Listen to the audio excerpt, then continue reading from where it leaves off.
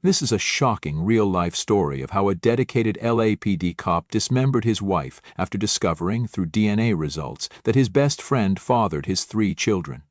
Can you even begin to imagine the pain, the rage, the betrayal that must have flooded his heart in that moment? To learn that the people you trusted most, the ones you loved most, had been hiding the most horrific secret right under your nose.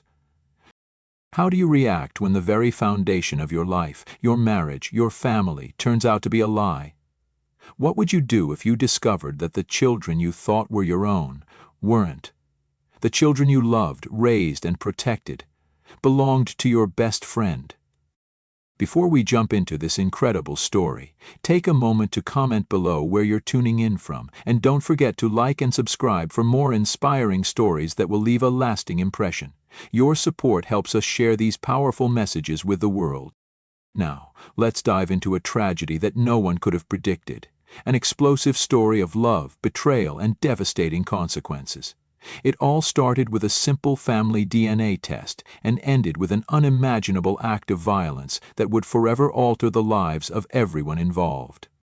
Let's start by getting to know the key people in this heartbreaking story. First, we have Jacob Torres, the man who thought he had it all. Jacob wasn't just any cop. He was an LAPD detective, the kind of person who took his job seriously. He was the kind of guy who would never back down from a challenge. On the job, he worked hard, did everything by the book, and was known for his dedication.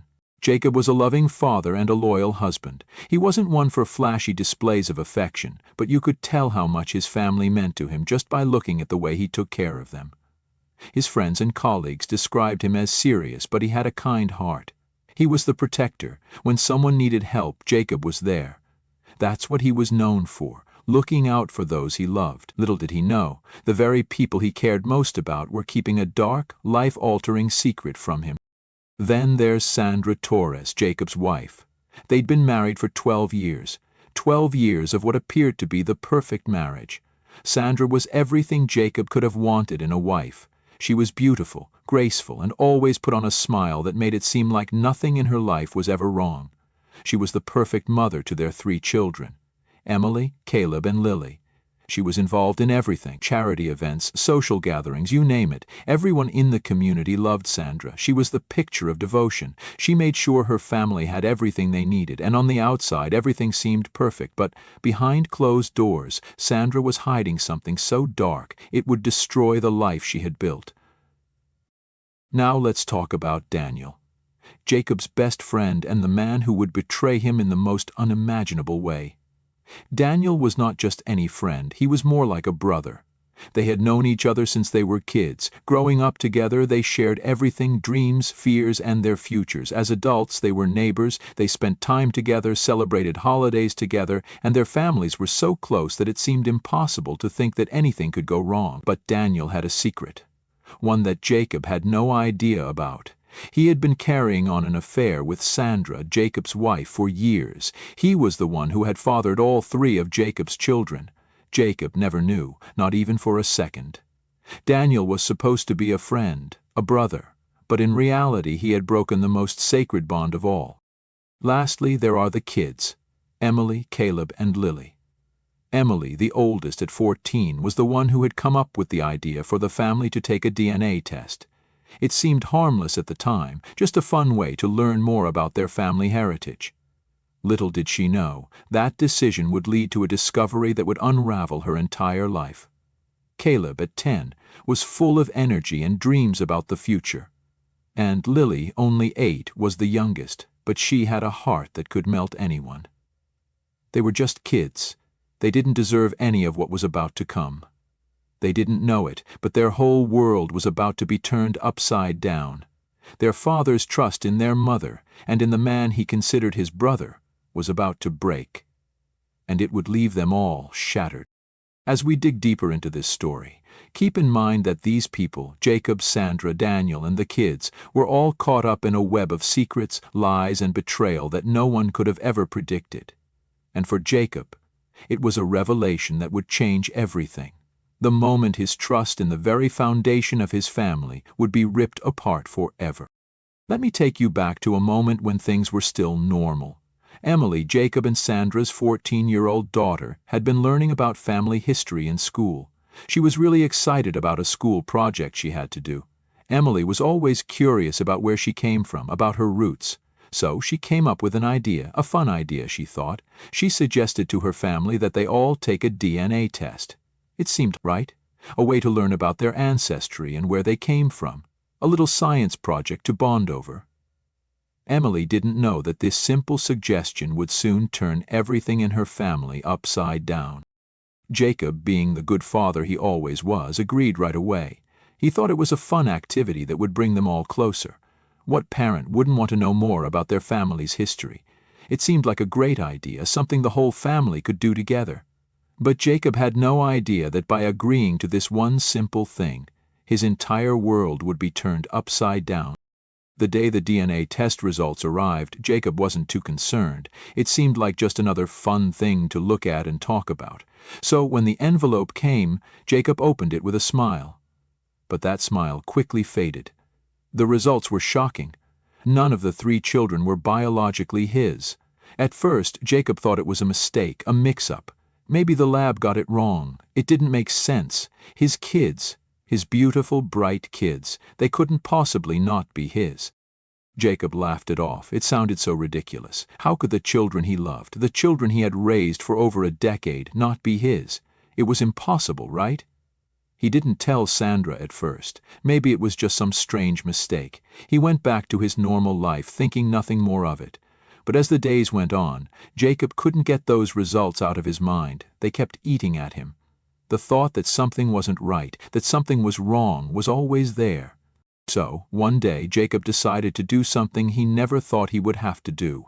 He needed to know the truth. He needed to be sure. He didn't trust the first lab anymore. What if it was a mistake? Jacob wasn't the kind of guy to let things go. If something didn't feel right, he had to know the truth. So, he went into his children's rooms. He stood there, trying to think.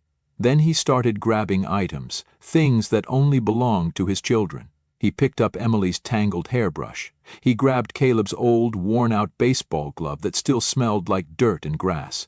He found Lily's bright pink hair tie lying in a forgotten corner of her room. He carefully placed them in a bag, not really knowing what he was doing, but knowing he had to do it. He took them to a new lab, a more reputable place, one that would give him real, undeniable answers.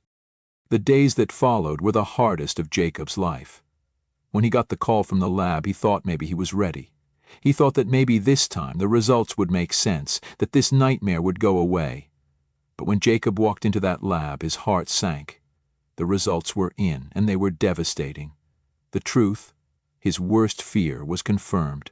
None of the 3 children were his. Jacob was in disbelief. His mind was racing, his body was shaking. His world, the life he had worked so hard to protect, was crumbling in front of him. How could this be? He had always been there for his family. He had always worked hard to give them everything they needed. He loved his children with every ounce of his being, and they were everything to him. It was all a lie. His thoughts were a whirlwind. He wanted to scream. He wanted to rage against the world. How could Sandra, the woman he had trusted with his life, do this to him? Jacob felt as if the ground had been pulled out from under him, and he was falling into a black hole of anger and confusion. In that moment, Jacob didn't know how he was going to face the world, or his family, again. Jacob's heart was racing, and his mind was spinning. He couldn't think straight. He didn't know what to do with all the anger and confusion swirling inside him. All he knew was that he had to get home. He had to confront Sandra. He had to confront the truth. Jacob left work early that day, leaving everything behind. It didn't matter. His whole world had been turned upside down. How could everything be so wrong? How could he have been so blind?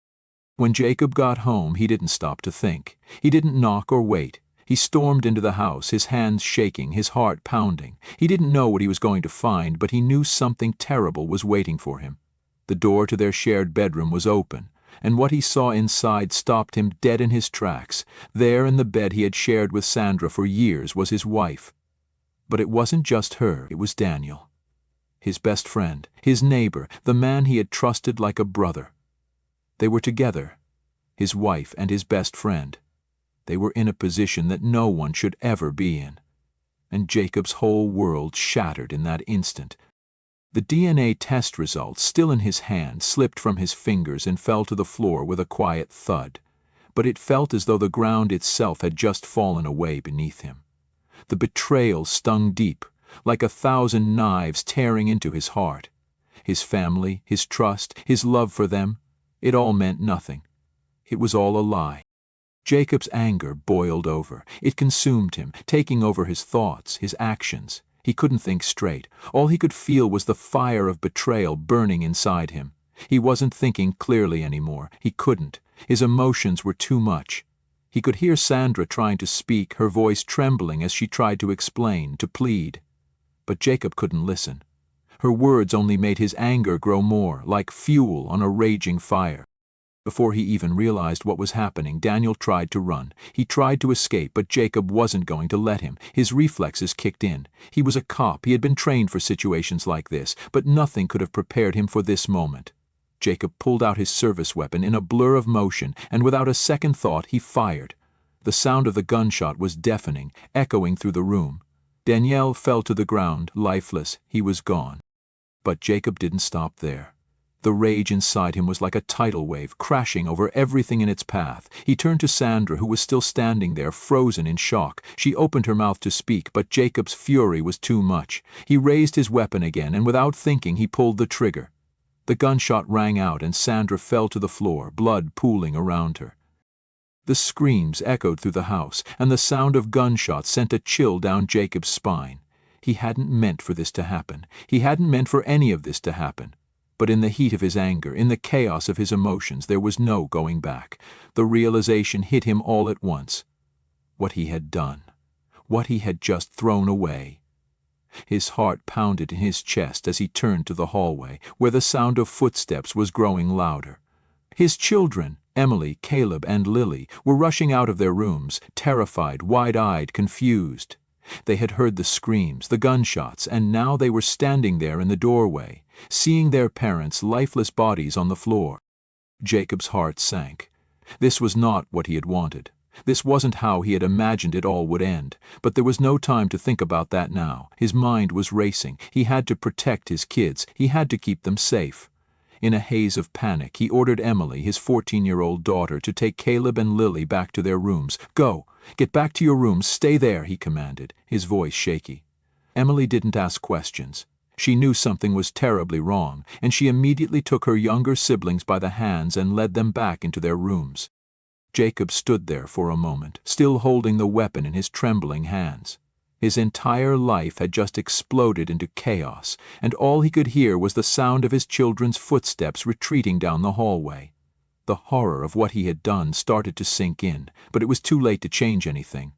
The damage had been done. He stood there, frozen, trying to process what had just happened. The anger, the heartbreak, the betrayal. It had all led to this one moment, and now Jacob knew that nothing would ever be the same again. Jacob stood there, his mind racing, his body shaking with the shock of what he had just done. He couldn't believe it. He couldn't believe that just moments ago his hands had been the ones to pull the trigger, ending the lives of the people he once loved most. His heart was heavy with regret, and the weight of his actions pressed down on him like a ton of bricks. He could still hear the screams echoing in his ears. The silence that followed, the sound of his children's footsteps running to their rooms. And through it all a single thought burned in his mind. What now? He knew there was no way out. He couldn't take back what had happened, no matter how much he wished he could. His hands trembled as he pulled his phone from his pocket. His fingers shook as he dialed 911. When the operator answered, Jacob barely knew what to say. He was numb. He was exhausted. The emotions that had raged inside him were now nothing more than a dull ache, leaving him hollow inside. 911, what's your emergency? The operator asked, her voice calm but distant, like she was speaking to someone who wasn't fully there. Jacob swallowed hard, trying to force the words out. He had never imagined he'd be in this situation, never thought he would be the one calling for help, but there was no escaping it. He had to confess. He had to face the truth of what he had done. He couldn't hide from it any longer. I've killed them, Jacob stammered, his voice barely more than a whisper. I killed my wife and my best friend. I shot them, please. I need help. The words hung in the air, heavy with meaning. The operator stayed silent for a moment, as if processing what Jacob had just said, and in that silence, Jacob felt his world crumble even further. He had done it. He had ended 2 lives, and now there was no turning back. "I need you to stay on the line, sir," the operator said, her voice now more urgent. But Jacob didn't hear her. His mind was too far gone, lost in the chaos of his emotions. His body was still shaking, and his heart was pounding in his chest. Outside, sirens began to wail, growing louder with each passing second. The police were on their way.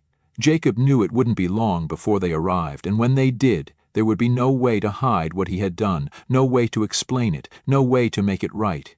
He would face the consequences, and he knew it. The police arrived at the house in what seemed like no time at all. Jacob didn't fight them. He didn't resist. He couldn't. He was beyond that now. He had no energy left to fight, no will to argue. When the officers entered the home, they found the grisly scene. Sandra and Daniel's bodies lying lifeless on the floor, their blood staining the carpet.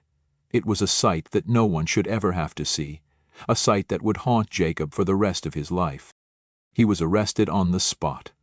The officers didn't have to ask many questions. Jacob had already confessed, already admitted to what he had done. He was a man broken by his emotions, overwhelmed by his actions, and now he was paying the price for it. As he was led away in handcuffs, he didn't speak. He didn't say a word. What was there to say? His world had shattered, and now the pieces were scattered beyond repair. Jacob's mind was a blur as the police took him to the station. All he could think about was the aftermath. His children, his poor, innocent children, had witnessed everything. They had seen their mother and their father's best friend murdered before their eyes. How could they ever recover from that? How could they ever trust anyone again? Jacob was filled with an overwhelming sense of guilt. He had destroyed his family. He had destroyed everything he had worked for, and now he had to live with the consequences. The shockwaves of what had happened in that house rippled through the entire neighborhood. Jacob Torres, once a respected and dedicated LAPD officer, had become the villain in a real-life nightmare. The very same man who had sworn to protect his family, who had worked every day to keep the streets safe, was now the one who had taken lives in a brutal, senseless act of violence. People couldn't believe it. They had seen Jacob as a hero, someone who would never harm a soul, and yet here he was, sitting behind bars, accused of murdering his wife and his best friend. Friends, neighbors, and even his colleagues in the police force were left in shock. How could this have happened? What had gone wrong? How could Jacob, the man they trusted, be capable of such a thing? No one had answers, and no one could make sense of it. But the truth, as always, was out there, and it was one that no one wanted to believe. For Jacob's children, the aftermath was even harder to bear.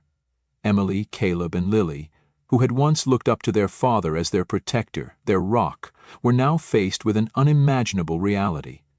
Their world had been torn apart, and the person they had trusted most in the world was now the one who had shattered it all. Their mother was gone, and their father was locked away in a jail cell. The children were placed into foster care, their once happy home now just a sad memory of what used to be. They didn't understand. They couldn't understand. How could their father, who had always been there for them, do something so terrible? How could he take their mother's life and their sense of safety away from them in an instant? It was too much to process. They were too young to fully grasp what had happened, but the pain of the loss was real. They would never be the same again. The media swarmed the case like vultures, desperate to get their hands on every juicy detail. Cameras were constantly outside the Torres family home, flashing in the faces of anyone who came near. Journalists crowded the streets, eager to tell the world about the LAPD cop who had killed his wife and best friend. The story was everywhere. People couldn't get enough of it. It was a tale of betrayal, of secrets that had been buried for years, and of a family ripped apart by lies. Every news outlet covered the story, each one more eager than the last to dive deeper into the lives of Jacob and his family. They reported on the shocking betrayal, the affair between Jacob's wife Sandra and his best friend Daniel. They talked about the DNA test, the results, and how the truth had finally come out. They even discussed the pain that had led to the crime, the overwhelming rage Jacob must have felt when he discovered the truth. But in the end, it wasn't just the media that was left in shock, it was the entire community. They had seen Jacob as a hero, but now he was a criminal. They had believed in the idea of a perfect family, but now they had to face the painful truth that appearances could be deceiving. And for the children, the aftermath was even worse. Their father, who had always been their protector, had become the source of their pain. They had lost everything in one horrifying moment. Their mother was gone, their father was behind bars, and their world, once filled with love and safety, had been turned upside down. It was a tragedy that no one in the community would ever forget.